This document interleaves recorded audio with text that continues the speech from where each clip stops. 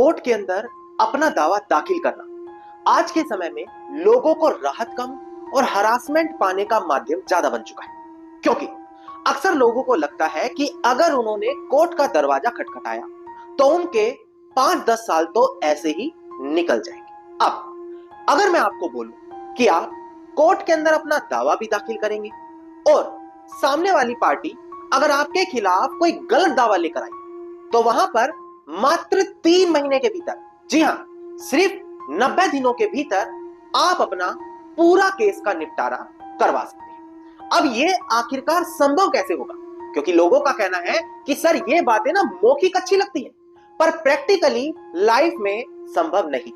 पर मैं अगर आपको बोलूं कि ये बातें मैं नहीं बल्कि कानूनी प्रावधान कहते हैं, और इसी चीज के संदर्भ में सुप्रीम कोर्ट की जनवरी 2025 की काफी बड़ी जजमेंट आई है, तो यहां पर अब आपको मेरी बात पर विश्वास करना पड़ेगा। नमस्कार दोस्तों, मैं दीपक शर्मा अंग्रीश आपका स्वागत करता हूं द लीगल चैंबर में। अब दोस्तों, आज हम सीपीसी के कानूनी प्रावधान के बारे में बात करने वाले हैं, और अगर आप हमारे चैनल से रेगुलरली जुड़े रहते हैं तो आपने इन प्रावधानों से जुड़ी चर्चा पहले भी हमारी वीडियोस में देखी होगी। और सबसे मुख्य चीज, इस टॉपिक पर जनवरी 2025 पर ऑनरेबल सुप्रीम कोर्ट ने काफी बड़ा फैसला दिया है, जो हर एक व्यक्ति को पता होना काफी ज्यादा अनिवार्य है, जो आज की वीडियो में मैं आपको सरल सी सरल भाषा में क्लियर करूंगा। अब दोस्तों, अगर आप लोगों को हमारी ये वीडियोस अच्छी लगती हैं, अगर आप लोगों को हमारी तरफ से किए गए एफर्ट्स अच्छे लगते हैं, तो मेरा आप लोगों से अनुरोध है, इस वीडियो को आप लाइक जरूर करें, ज्यादा से ज्यादा शेयर जरूर करें और अपना वैल्यूएबल कमेंट सेक्शन में जरूर लिखें। तो चलिए दोस्तों, अब आज की इस वीडियो को हम ज्यादा लंबा ना करते हुए आज की इस वीडियो को स्टार्ट करते हैं।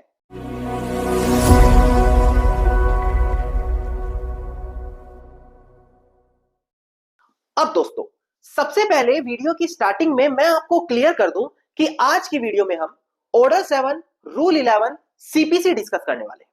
इसमें सबसे पहले मैं आपको बताऊंगा कि कानूनी प्रावधान कहता क्या है। इसके बाद हम ऑनरेबल सुप्रीम की जो लेटेस्ट जजमेंट आई है उसके ऊपर यहां पर चर्चा करेंगे। तो छोटी सी ये वीडियो है, बड़ी ध्यान से आप लोगों को देखनी पड़ेगी। नाउ सबसे पहले मैं आपको बताऊं कोड ऑफ सिविल प्रोसीजर, जिसे आप लोग सीपीसी के नाम से भी जानते हैं। ये एक ऐसा कानून है जो हर प्रकार के सिविल केस के बारे में आम व्यक्ति को गाइड करता है। इसी के अंदर वो सभी कानूनी प्रावधान दिए गए हैं जो एक एक चीज बताते हैं कि कितने दिनों में कोर्ट में कौन सा दावा डाला जाता है, कितने दिनों में जवाब दिया जाता है, वहां पर कितने दिनों में कौन सा प्रोसेस करना अनिवार्य है ना। इसी सीपीसी में कई ऐसे प्रावधान भी है जो साफ ये निर्धारित करते हैं कि अगर जो संपत्ति में वादी है, यानी कि जिसने कोर्ट में वाद दाखिल किया है, अगर उसने यहां पर इनमें से कोई भी गलती करी, मैं आपको 3-4 शर्तें बताने वाला हूं, कंडीशन बताने वाला हूं, उनमें से एक भी गलती हुई तो आप बिना केस लड़े, जी हां पूरा ध्यान से सुने, बिना केस लड़े सिर्फ जजमेंट का रेफरेंस देकर कानूनी प्रावधान की पिटीशन डालकर पूरा का पूरा केस डिसमिस करा सकते हैं। और बात आती है समय सीमा की, तो लगभग 2 से 3 से मैक्सिमम 4 महीने में इस केस का पूरा निपटारा हो जाता है। और आप यकीन माने, हमने अपनी आंखों से ऐसा देखा है कि जब एक वकील कुशल है, उनकी थोड़ी सी कोर्ट में अच्छी पकड़ है, तो मात्र 1 महीने के भीतर इस कानूनी प्रावधान का इस्तेमाल करके पूरा केस डिसमिस कराया जाता है ना। अब डिस्प्ले पर देखिए, हम बात कर रहे हैं ऑर्डर 7 रूल 11 सीपीसी ना। इसके अंदर 4 कंडीशन, 4 शर्तें हैं कि इनमें से कोई भी स्थिति हो, आप पूरा का पूरा केस डिसमिस करा सकते हैं। सबसे पहली कंडीशन होती है कि जो वादी है, जिसने कोर्ट में वाद दाखिल किया है, उसको अपने वाद के अंदर अपनी प्लेंट में कॉज ऑफ एक्शन लिखना अनिवार्य है। अब एक आम व्यक्ति कॉज ऑफ एक्शन नहीं जानता। कॉज ऑफ एक्शन कहते हैं वो कंडीशन, वो सिचुएशन जिसकी वजह से वादी को कोर्ट का दरवाजा खटखटाना पड़ा, वो साफ शब्दों में लिखी होनी अनिवार्य है। ऐसा इसलिए बोलते हैं क्योंकि जिस दिन से कॉज ऑफ एक्शन बनेगा इंसान के लिए, उस दिन के बाद एक समय सीमा होती है जो लिमिटेशन एक्ट बताता है, उसी के अंदर कोर्ट में दावा डालना अनिवार्य है। जैसे कि मान लेते हैं हमने किसी संपत्ति को किराए पर दिया हुआ था। अब जब तक किराएदार हमारी मर्जी से संपत्ति पर रह रहा है, वहां पर कोई दिक्कत नहीं है। पर जिस दिन किराएदार ने संपत्ति पर रहना बंद कर दिया या जबरदस्ती रहने लग गया, तो हमारे पास एक राइट बना कि अब ये हमारी इच्छा के खिलाफ रह रहा है, हम कोर्ट में जाकर दरवाजा खटखटाकर इसको बाहर कर सकते हैं। तो जिस दिन हमारा ये अधिकार बना, जब उसने साफ बोल दिया हम खाली नहीं करेंगे, वो होता है कॉज ऑफ एक्शन, कि अब आपके पास एक्शन लेने के पीछे का कारण आ गया।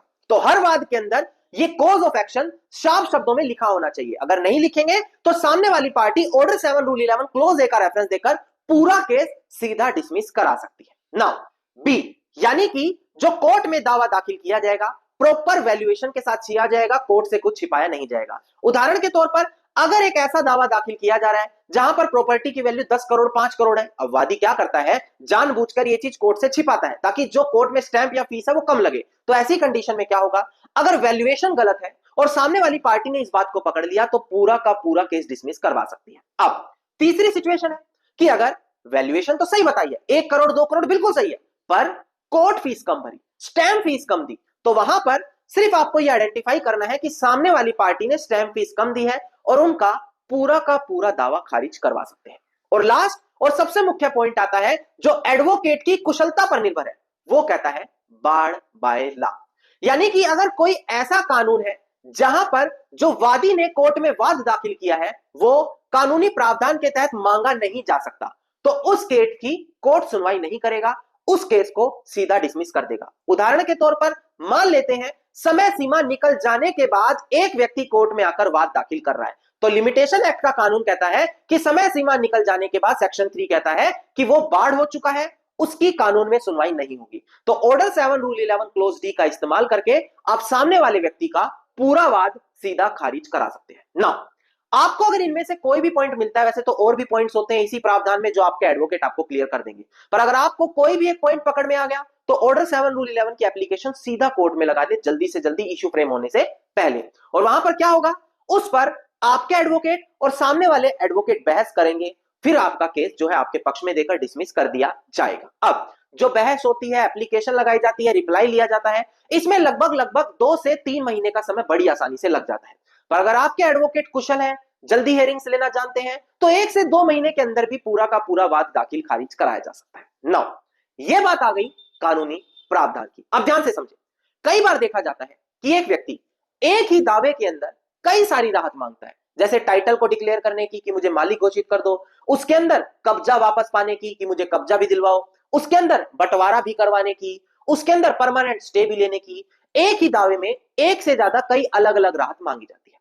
कई बार देखा जाता है उन सभी राहतों में से कोई एक राहत, कोई एक रिलीफ कोर्ट में ऐसा होता है जो कानून के अंदर बाढ़ हो चुका है, मतलब उस पर सुनवाई नहीं करी जाएगी और कोर्ट कहेगा कि सीधा हम केस डिसमिस कर देंगे।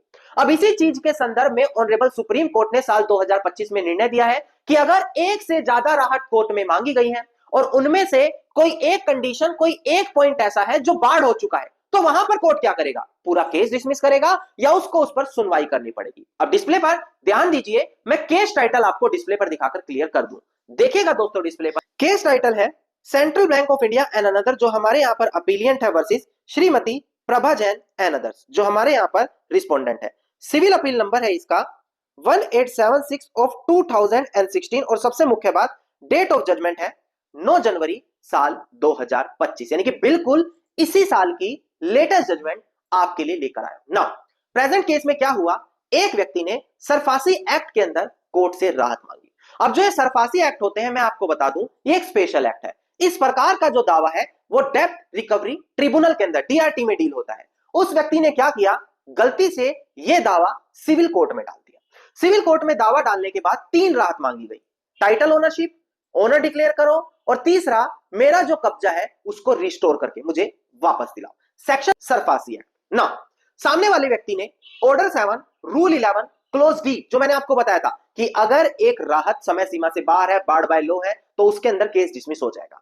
सामने वाली पार्टी ने यही दावा लगाया कि भाई देखो, केस तो इस कंडीशन में, इस कानून के अंदर बाढ़ है और ये व्यक्ति तो कोर्ट में राहत नहीं मांग सकता। अब क्वेश्चन ये आया कि भाई एक से ज्यादा 3-4 राहत है और उनमें से सिर्फ एक राहत ऐसी है जो सिविल कोर्ट से नहीं बल्कि डेब्ट रिकवरी ट्रिब्यूनल DRT से ली जा सकती है। तो ऐसे केस में क्या पूरा दावा खारिज होगा या नहीं होगा? अब ये मैटर फैसला होते होते ऑनरेबल सुप्रीम कोर्ट के सामने पहुंचा है।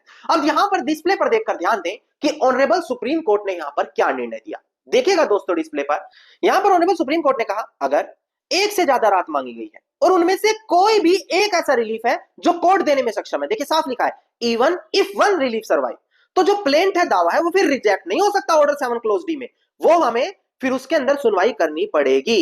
ये साफ लिखा गया है। यानी कि दोस्तों, यहां पर अगर एक से ज्यादा राहत है तो फिर जो जो राहत सिविल कोर्ट के पास है, जैसे कि प्रेजेंट केस में टाइटल और ओनरशिप डिक्लेयर करने की राहत थी, तो वो सिविल कोर्ट वहां पर जरूर कर सकता है। और जो राहत कानून के अंदर बाढ़ है, फिर कोर्ट उसको राहत उस एक रिलीफ की नहीं देगा, और जो जो रिलीफ दे सकता है वो वहां पर जरूर देगा। और सुप्रीम कोर्ट ने ये साफ शब्दों में यहां पर निर्धारित कर दिया, जो मैंने रेलिवेंट केस लॉ और रेलिवेंट प्रोविजन के साथ आप लोगों के साथ क्लियर किया। इसीलिए मैं आपको बोलता हूं कि हर अपडेट को रेगुलरली पाने के लिए द लीगल चैम्बर को जरूर सब्सक्राइब करें।